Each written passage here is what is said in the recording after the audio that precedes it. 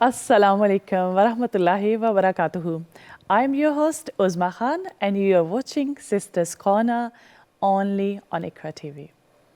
In Sisters Corner, we come with different topics and obviously we have in each and every program different guests.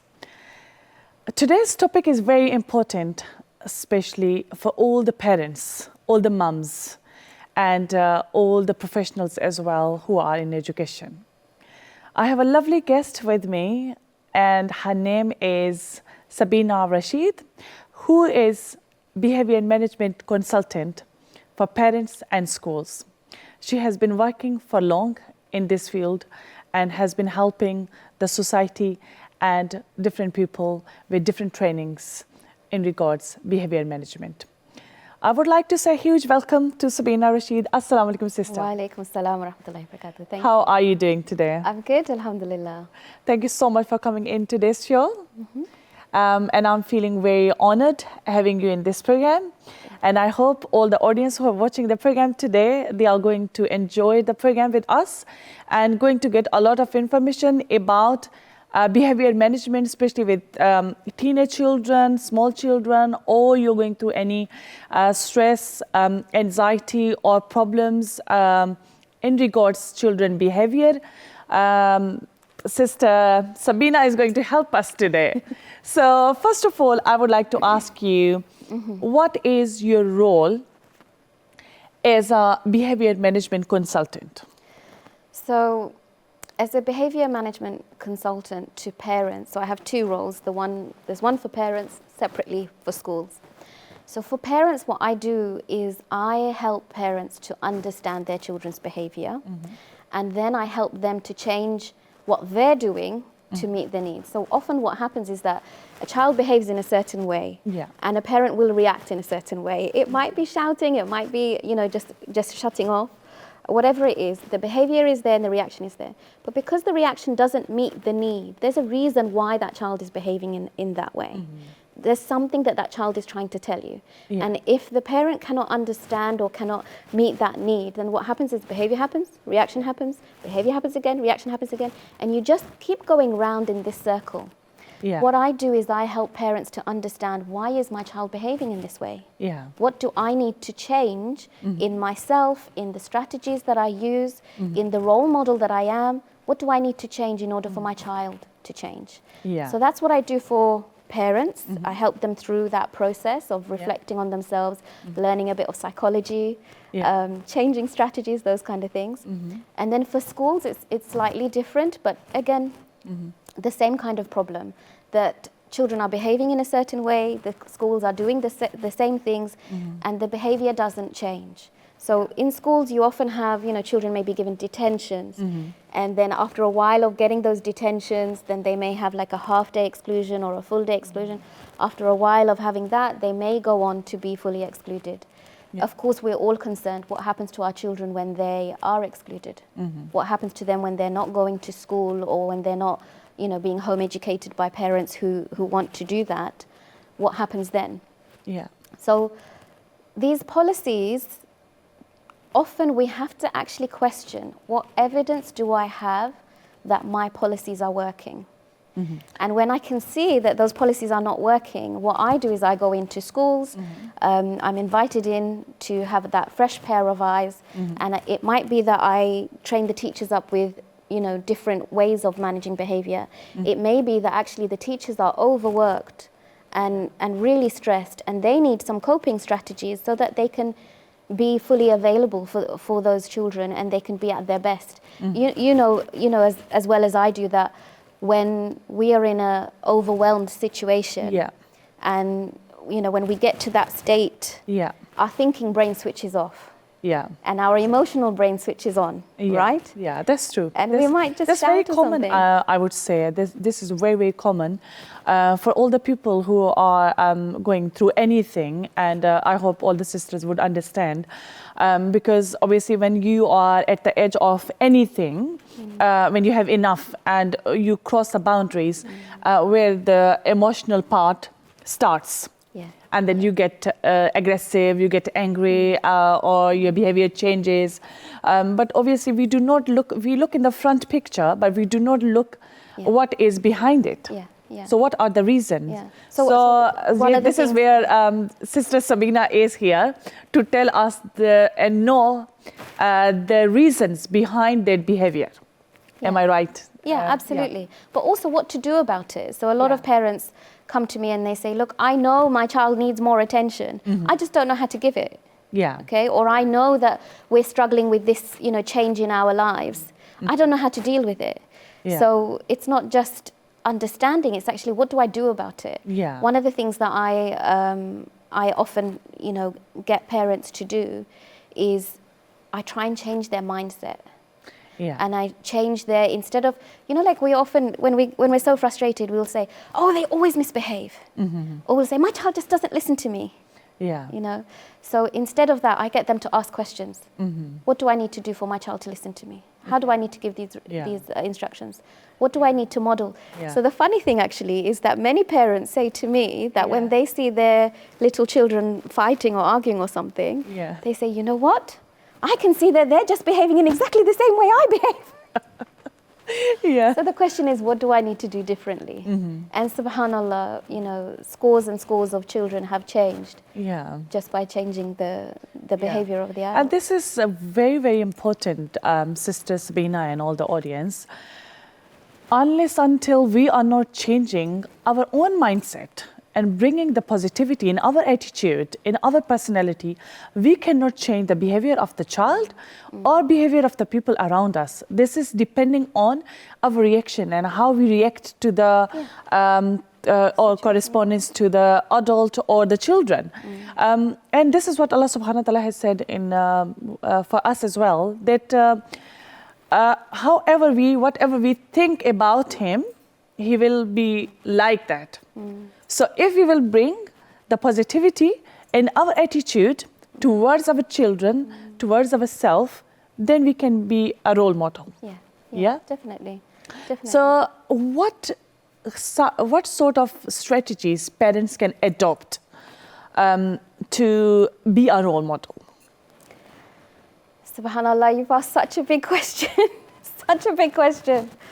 I think that if we look at parenting, I feel in my experience that parenting comes down to three things. Love, which means acceptance and validation. Guidance, which means you doing what you want them to do as well. And boundaries. So the first thing I would do is I would look at what is it that has gone down in my relationship with my child. What is it that I need to work on? And it's often how we're behaving ourselves. So we need to look at our behaviors. The one thing that I really advocate, I've done it myself with regards to professionalism, children, whatever it is, I always do it. If there's something that I don't know, I'm happy to go and find someone who knows. So, I think it was Einstein that said, basically what he was saying is that the same thinking that led you into a situation cannot lead you out of that situation. So you need new thinking. So my thing is, find someone who knows.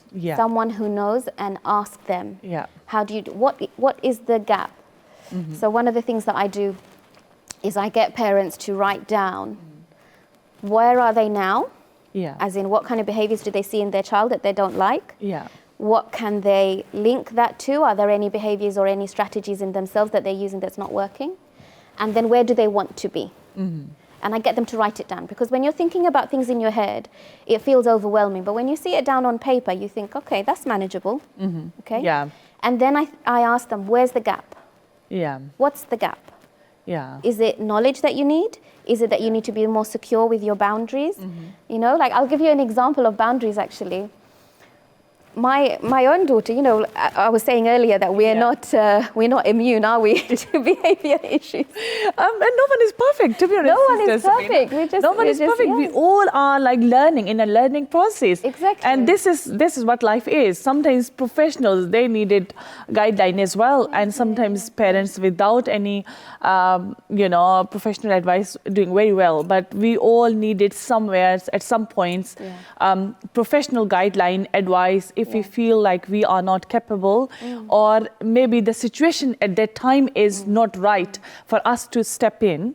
Then we should go out for advice. We can get advice from any professional, but we should be getting good advice at the right time. Yeah. So I'll just give you an example. Reflecting. Reflect, you know, before we start blaming our children or blaming anyone. It doesn't have to be about blame. Just reflect. So a couple of weeks ago, I dropped one of my children off to one activity. And then I was about to drop off another child to another activity, and there was about an hour's gap. And my youngest child woke up that morning and said, "Mom, I really wanted a cardigan. My cardigan's not washed. I want my cardigan." And I said, "Well, just wear your coat. I'll wash the cardigan. You can wear the cardigan tomorrow." Subhanallah, she managed to convince me that at 9 o'clock in the morning, it's a good idea to go to the shopping mall and check out, not this shop, the shop, you know, 5-minute walk away from where I parked the car. She wanted to check that shop out. Somehow she managed to come out with 2 different tops, one cardigan and one denim top. And I got back into the car and I thought to myself, what just happened there? What just happened there? And I realized that it was me. I realized that my mind was somewhere else. I was thinking about something else. So for months and years, we've been working on the principle that moaning, nagging, repeating your request is not going to work. If I say no, it's a no. But in that 1 hour slot, I undid all of my work. And my daughter understood, oh, if I keep, just saying, but Mum, let's go, but we've got enough time. But if she keeps using that but, then Mum will actually do what she wants. So as a parent, my job was to reflect. Firstly, I wasn't hard on myself. I found it funny. I found actually, alhamdulillah, she has resilience, you know, she kept going. She wanted that cardigan and she kept going. But I also realized that from now on, I'm going to have 2 months where the kids are going to keep whinging and moaning and trying to get me to change my mind. And I have to be strong. If I say no, it has to be a no. So many times, like, I'll give you an example of one of my clients. She always says to her children, I'm not having that, I'm not having it, I'm not having it, But 10 minutes later, she would give them exactly what they wanted. So I said, you saying I'm not having it, I'm not having it, did that go into your children? She said, no. What went into the children was you giving them what they wanted. And sometimes it's up to you. Sometimes we do need to give our children what they want. But if it's something that we know that it's not going to be good for them, if we know that we don't want them to have it, then it's important that we stick to our boundaries. If we say no, it has to be a no. And Sister Sabina and all the sisters who are watching the program at the moment, I would say, like, sometimes it happens that whatever boundaries we set for the children, limits we have, maybe we are watching telly, we are watching a program, and then we ourselves just rule out from them, and go out of them, and let them, like, for example, is watching time is 1 hour, and that is set timetable, and we let them go for like 2 hours because we are getting late to watch that episode. Or maybe we are talking to the friend, we are talking to the it could be any job or anything, So if we are not, the boundaries we have set for the children, if we are coming out of it and we are not ruling out those principles for our children, then they cannot adopt those strategies very well, I would say. So we have to be sometimes very strict, kind of not strict, but disciplined with those boundaries for the children. I think what's important is just being mindful, because sometimes there are situations where we need to do something else, and we said half an hour on something, and and we need to spend some time doing something else or whatever it is. If you're mindful and you mindfully say, I have decided that we are going to do this for another 15 minutes. Yeah. Then that's one thing. I think what's happening nowadays, and you touched on it earlier when you spoke, Yeah. is that focus is just disappearing from the world. Yeah. So our focus, you know, how many times do we have a conversation with somebody and we're checking our phone at the same time? Yeah. You know, that person is not going to feel like they have our full attention. Yeah. And the same happens with our children, you know. Yes. We're not really Yeah. totally focused on our children all the time. And I know we can't be, we're all working. Obviously, it's, We don't have the same it's support difficult. that maybe 50 years ago people had. However, I feel like focus is going. Yeah. And if we focus on what we're doing each time, you know, like if we say we're going to focus on this, and then I'm going to have some time to check my phone and do whatever else. Our children also learn that. It's really, really important to build focus. You know, as many studies have been done as to what makes a person successful. Yeah. Successful in terms of relationships, in terms of emotional security, in terms of financial security. What makes a person successful? What trait is it in them? Yeah. And it's grit. You know, that ability to focus on something and keep on going. Yeah. It's grit. So I would say that, you know, if I was to give some advice to parents, it would be, let's try to build focus in our household for ourselves and our children, so that they can build grit. And these, this time, I would say, Sister Sabina and all the audience, children are very clever and they know where they can control the parents, what type of things they can control the parents. And if the parents are losing the control, that control, then they know like where the weakness is, and then they can play with that sort of a loose point. So resilience is again very important, as I have said, and you have mentioned before as well. So Sister Sabina, obviously parents and schools are coming up with the different sort of problems, issues with their children. What sort of issues are very common you see, and then where the parents are struggling or schools are struggling? Okay. So a lot of people are coming to me with children who have anxiety, depression. Yeah. And that's a really sad increase that I've seen over the years, that anxiety and depression is now starting earlier and earlier in our children. So a lot of parents come really, really concerned about their children because of these issues, and the same for schools. Yeah. Bullying is a big thing.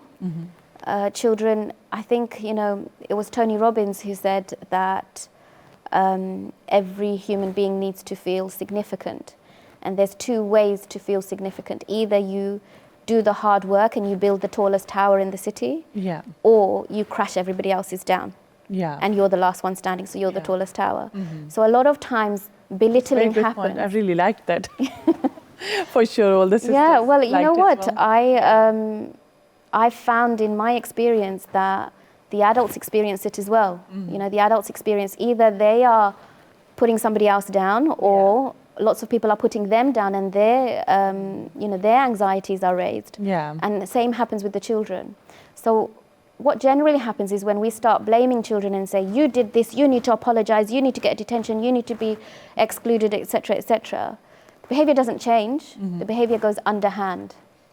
So, you know, when I was working at the council and parents used to come and complain, and they said, we've been to the teacher, we've been to the head of year, we've been to the head teacher, nothing's changed, my child is still being bullied in that school. The first thing I would ask them is, do you want an apology, or do you want your child to feel safe and happy?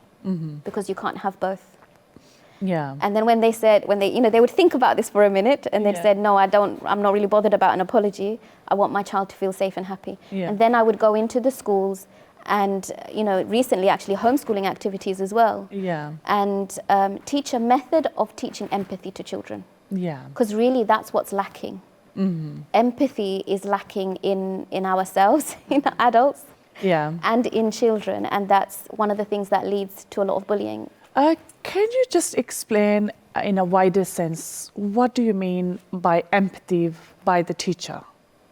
So how do you take that empathy by the teacher in the classroom for behavior management with children, children with EBD, or children with autistic approach, or with special needs? So how would you figure it out, like in wider sense, if you can just explain to me? Yeah, okay. So with regards to empathy, teaching empathy, I have a specific program which, you know, schools would do on a weekly basis with children. And it just means that nobody is blamed. Because if you get blamed, what happens? The next day you say, oh, you snitched on me. Yeah. You snitched on me. You see what I do when the teacher's not looking. Yeah. That's generally what happens, right? Yeah. Yeah. So there's no blame. We just put the responsibility for everyone being happy and secure on the children. And there's a certain way to do that. It's a longer process. And you do that on a weekly basis for a few weeks. Sorry, Sister Sabina. Sorry to cut you off because time is for a short break. Okay. And we will carry on with the same question after the break. So all the sisters who are watching our program, stay tuned with us. We will come back after a short break. Thank you.